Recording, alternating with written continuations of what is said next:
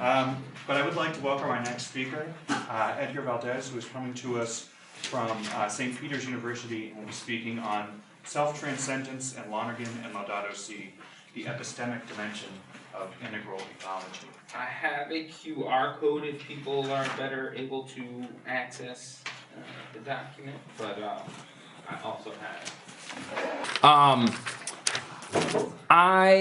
If you have the handout, I'm not gonna sort of read all the handouts. So I guess I can walk around if no one's on Zoom, right? I won't read through all the quotations. I have sort of like the steps that I'm gonna go through, but I think teaching environmental ethics and having taught lots of encyclicals and things, I think Laudato Si is lovely. I think it's genius. I want to suggest that if we're using Lonergan as a lens to make sense of what's going on in Laudato Si, that it makes sense to see like a pretty strong epistemic claim in what's happening in Laudato Si, in what Pope Francis is sort of calling on us to do. And again, I think that there's value in that. I think that that's, I won't say unique, but I think that that's distinctive of Laudato Si.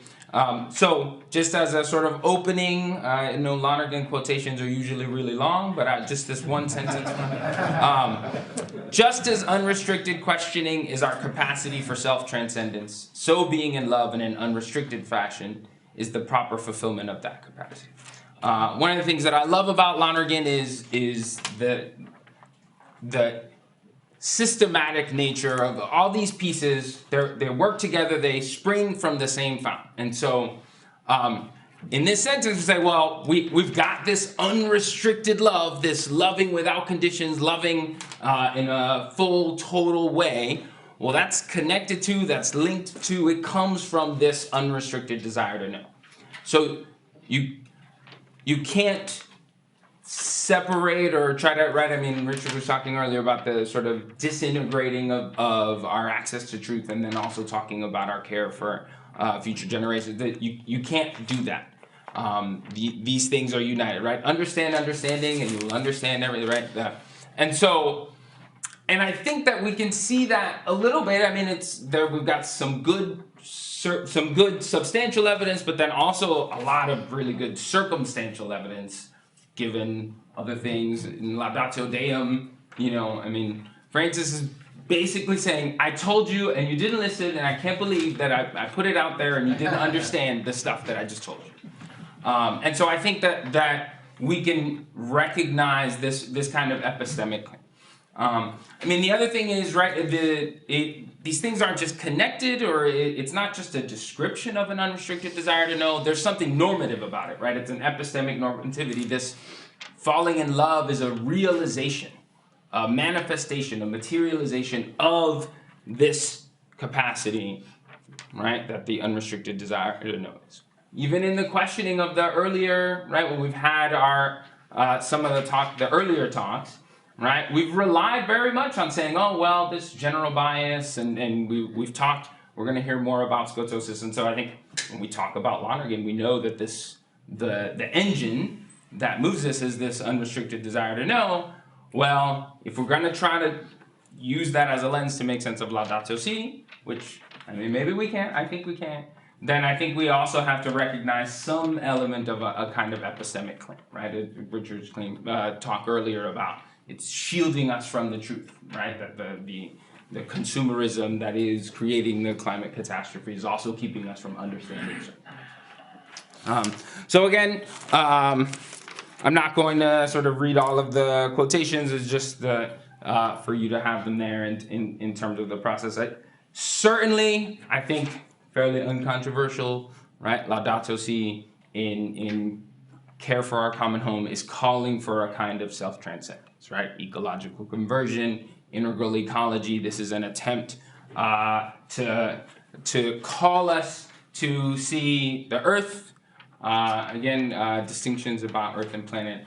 I will apologize for being loose about those distinctions, but to see creation as also like our sister, right? That they are just as much a part of the stuff that God has given us that we need to love. We need to love our brothers and sisters. We need to love animals. We need to love the trees. We need to see them as also God is present in those things, right? So again, this is from paragraph 11.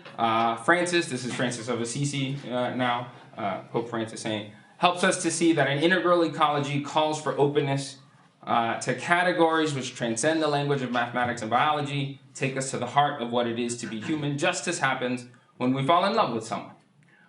Whenever Francis would gaze at the sun, the moon, or the smallest of animals, he burst into song, drawing all other creatures into his praise.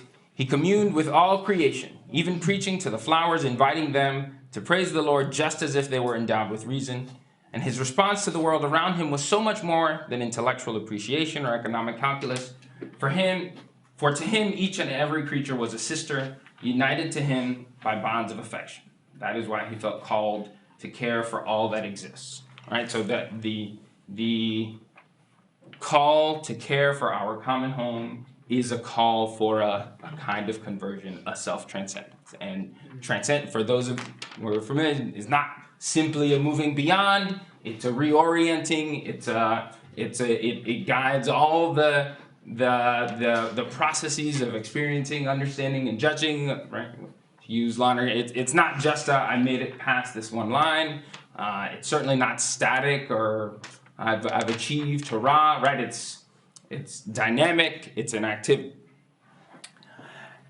And this is, right, as others have pointed out, one of the earlier talks, some of the secondary sources are in the room, right? This is consistent with the conversion that we see in Lonergan, right? That this ecological conversion is very much like a kind of religious conversion. Being in love with God is being in love without limits or qualifications or conditions or reservations. It's a conscious, dynamic state of love, joy, peace, that manifests itself in acts of kindness, goodness, fidelity, gentleness, and self-control. It is a modality of, I'll just move right into the next quotation, of self-transcendence, a total being in love as the efficacious ground of all self-transcendence, whether in the pursuit of truth, in the realization of human values, or in the orientation one adopts to the universe, its ground, and its goal. Right? And we've covered already these, right, the sort of the three kinds of conversions as being forms of self-transcendence, right? I won't read the whole longer quote there from Insight, but as we mentioned before, that these are they're integrations, right? And so we're always being drawn upward. That in a moment of conversion, it's not just a sort of change of mind. Looking left instead of looking right. We're drawn upward, right, to a broader horizon, right, to include more, to change, and reorient ourselves around. Now, as the sort of the opening short quote suggests, I think that the engine, the dynamic that is happening in self-transcendence, it starts, I mean, not chronologically starts, right? It doesn't begin, it has to go in this era, but it is the building block, the basis of having self-transcendence is this unrestricted desire to know. The want to know everything about everything, the questions, and this is operative when we talk about religious conversion. It's important that we don't just say, I'm now filled with love, and it's to be filled with love is now to say, okay, now what do I do? Now what do you need? What can I do for this new object of love? What is required of me, right? I mean, there's an activity that is necessary for being converted, right? Importantly, these things, when certainly a religious conversion, but the thought is it sublates, right? It includes what was there before. This is quotation number 8. Intellectual, moral, and religious conversions all have to do with self-transcendence. It is possible, when all three occur within a single consciousness, to conceive their relations in terms of sublation, that what sublates goes beyond what is sublated, introduces something new and distinct, puts everything on a new basis, yet so far from interfering with the sublated or destroying it, on the contrary, needs it, includes it, preserves all its proper features and properties, and carries them forward to a fuller realization within a richer context. Right? So we don't erase the board and start over. We now are integrating this into this broader, presumably more important, more, I won't say consequential, right? More significant context. And I want to say that when we have these claims, and this is when we were talking about bias earlier, when we were talking about or hinting at scotosis, right? That there's a normative dimension to talking about our epistemic circumstances. You can do it wrong. You could do it poorly. You could, there's the funny throwaway line has it. You could end up with a really earnest person with a flair for asking all the wrong questions, right? Or all the unimportant questions, right? So there is certainly a sense in which it's not merely descriptive to say, human beings ask questions all the time. Well, there's a way of attending to those questions. There's a way of incorporating those questions into our lived experience, into experiencing, understanding, and judging, that gets you closer to, right, puts you on the correct path for self-transcendence. And I think we can see this in Laudato Si. I think that both the seemingly kind of universal point about, well, this unrestricted desire to know is everywhere, is in all human beings, and that's the fountain from which this springs. I think we see that certainly when Pope Francis is making a point of addressing himself to every human being on the planet, certainly when he's making a point about trying to enter into a dialogue. I think we have a version of that, this kind of epistemic claim. But I think that he's also saying the need for this conversion, the need for this perspective is because there's a lot of truth that we're not accessing. There's a lot of truth, I won't say that we're not seeing, because knowing is not taking a look, right? But there's a lot that we're not understanding about these circumstances. This is quotation 12 from paragraph 47.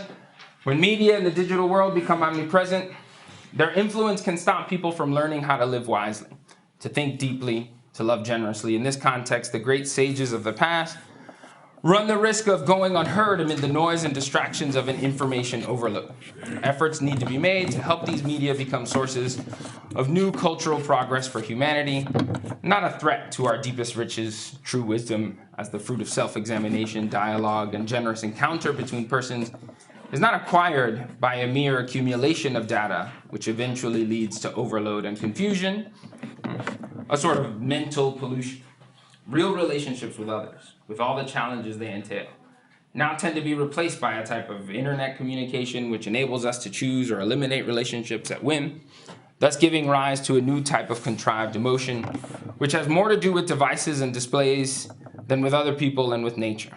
Today's media enable us to communicate and to share our knowledge and affections, yet at times they also shield us from direct contact with the pain, the fears, the joys of others, and the complexity of their personal experience.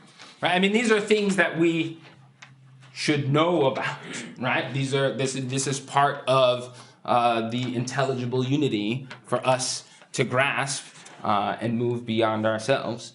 And to the extent that we are shielded from them, that we are blocked off from them, right? That is an epistemic deficiency, right? That is an epistemic distortion. How am I know since we started, I think I took 10 minutes from you, which you'll get back on the back end. So I think theoretically Q&A would start in 5 minutes. But got it. No, we can do that. Okay. So then I'll skip quotation 13. And then what I'll say is, to the extent that we can read this sort of claim about our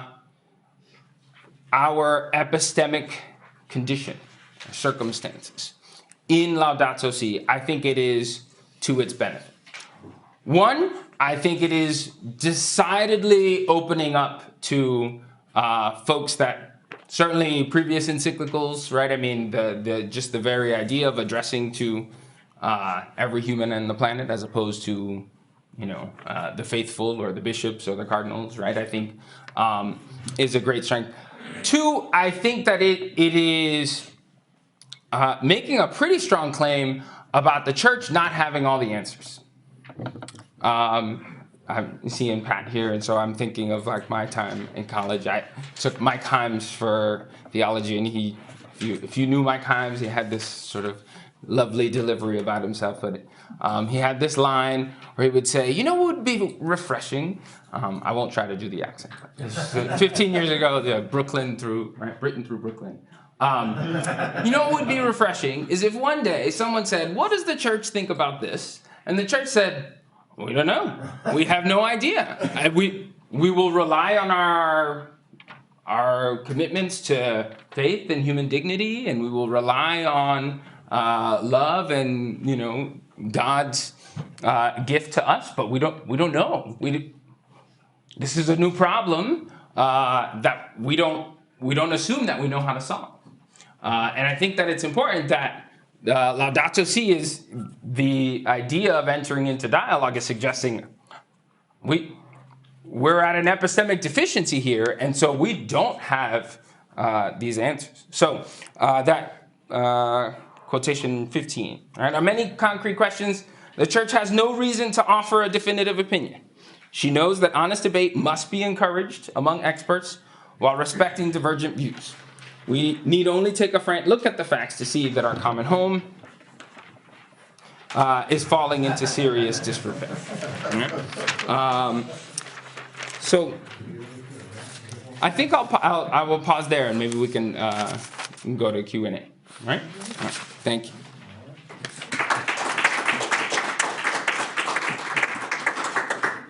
Okay, so we do have about 10 minutes for questions.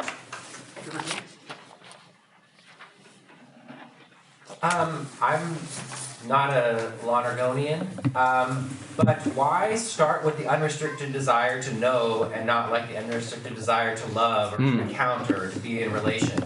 Knowing sounds, like you say, epistemic. It sounds abstract and it doesn't sound engaged and vital, Yeah, good. So I said begins. I think it's important that I couldn't think of I don't think begins like chronologically, right? I think something like at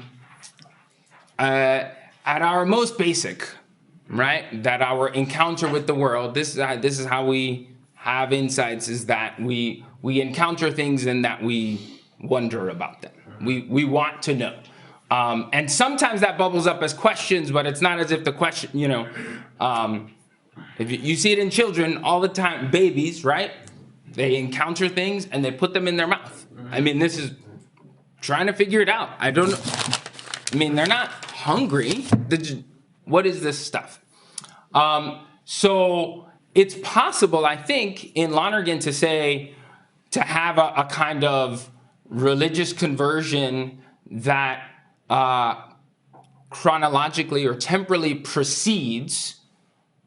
Now I want to get a PhD in microbiology, right? I think that would work, but I think it's to say that the most basic sort of element or building block of the possibility for self-transcendence is to want to know, and that I think that love, right? I mean is to want to self-transcend. I mean, we wouldn't. I want to self-transcend, right? But to want to know and encounter with the divine. All right. Thanks. a sense in which I think as well, and I don't know if this rings true in your reading, but it seems like the strong emphasis on beginning in knowledge is more characteristic of the earlier Lonergan, and has to do in part with the sort of his roots in Thomism and this kind of emphasis on knowing before loving. And I think it's a kind of a product of the intellectual climate in which he was writing earliest in his career, whereas by the end of his career, not only does he give a greater priority to love, but he also seems to be clearer that like it's not like I'm doing one thing with my intellect and one thing with my like that's sort of a faculty psychology. Right. He comes to recognize that there are real or to name some of the limitations of that. I've often thought that there's a sense in which like Lonergan's approach to metaphysics is not just epistemic, but is a kind of cherishing. Yeah, I mean, and again, like I think that he says explicitly that it's more likely that you could have someone have a religious conversion first. But I don't mean begins in that way. But I think more importantly is, right, I mean, the sort of religious conversion is this is the highest realization, but it is to be understood in this capacity that we have. And you can't, I don't think, you can't try to make sense of Lonergan's, that here is our realization of this highest capacity and separate it from, right, understanding that like this, again, descriptive or account this kind of, I don't know. Oh yeah, sorry, John. I was just going to add that one of the Lonergan's got this lovely passage where he says, "Fine moral feelings lacking adequate knowledge are often to be expressed in what is called moral idealism, something to the effect of which manifests itself in nice-sounding ideas that often do more harm than good." And so the concretization of whatever sort of primordial origins of our action or responsibility and love happens for adults in a world mediated and constituted by meaning. And so if you don't understand your moral circumstances, the odds that you'll do the right thing go down. Yeah. And I just think, I mean, sort of coming back to Laudato Si, like I don't think that it is Francis making this claim for, I don't think it's the romantic, like, oh, we gotta love the earth and all this other stuff, and that then some philosophers could come in and say, oh, is there some sort of implicit epistemology at work here? Like, I think for Francis, it is very much tied to, right, there is an ignorance, or we'll hear about schizosis, there's an ignorance, there's a deficiency, there's a distortion of for us, of the intelligible creation that we've been given in the climate catastrophe, right? There is stuff that we are, again, shielded from, right? I mean, a lot of it is, if you live in a developed nation, it is, as we were saying, it's hard to think about the things and the people that are in developing countries and all the stuff that's going to happen to them. We lack the imagination to think about 2025, right? But I think that there are ways in which, right, we distort it also. Like we have lies to ourselves about what our activity and our behavior is and our consumerism and throwaway culture. Sorry, do we have time for one more? Oh, by all means. When I read Frederick Douglass's autobiography with my students, I like to point out that when Frederick Douglass is talking about the liberatory nature of education, self-education, he's not then castigating the other enslaved persons. But he's pointing out that education is the means by which he can engage critically and so dismantle the institution of slavery that binds him. And so it seems to me like what Pope Francis is calling us to in Laudato Si is not maybe one way Lonergan can be construed as saying that the fullest flourishing of the desire to know occurs in an intellectual differentiation of consciousness theory. But it seems like what Laudato Si is calling us to is an integration in the concrete that might be called, in Lonerganian terms, common sense. I think that if we were to ask what indigenous knowledge systems or traditional knowledge systems can be characterized as, I think the Lonergan framework, it would have to be common sense. Is that a truncation of wonder? What role does that play in this epistemic dynamic? Is common sense a truncation of wonder, What Pope Francis is asking us to arrive at in Laudato Si, insofar as it seems like he's providing all the models of ecological conversion that he provides are local, are instances of communities extricating themselves from exploitation in the capitalist economic system. Something that seems to be rooted in a common sense mentality or way of being in community and not in theory. So then my question is that, does that require us to maybe revise how a Lonerganian might approach the epistemic dimension of Laudato Si? What sorts of questions is... Yeah, I don't know. I mean, I suppose it'd be interesting to see. I don't know if I have to assume he read some Lonergan at some point, or did a similar McKay, like 31st place, like no thanks. So I don't know. I mean, maybe it's like, nah, you can't. At some point, there's something else that Lonergan does that like doesn't work with trying to read Pope Francis is doing that.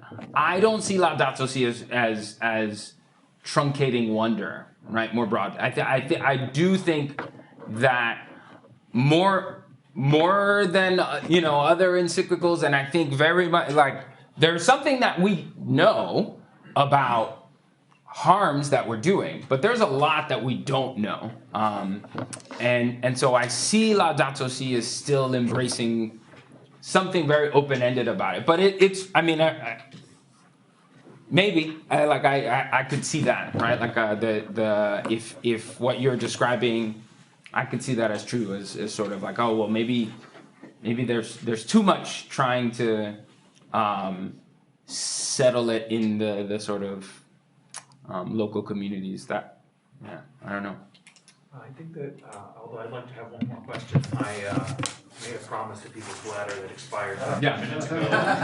I just want to note, unless I'm very much mistaken, Joseph, this is sort of a forward-looking thing. I think that by the time we resume in the afternoon at 2 o'clock, the coffee will still be here, but any other victuals will have disappeared. So if you're the sort who's hoping that a later coffee break includes a slice or a dish or whatever, you may wish to squirrel some away during lunch break so that you have it later. But otherwise, I don't know that The lunch is, yes. Patrick has returned, so let us proceed.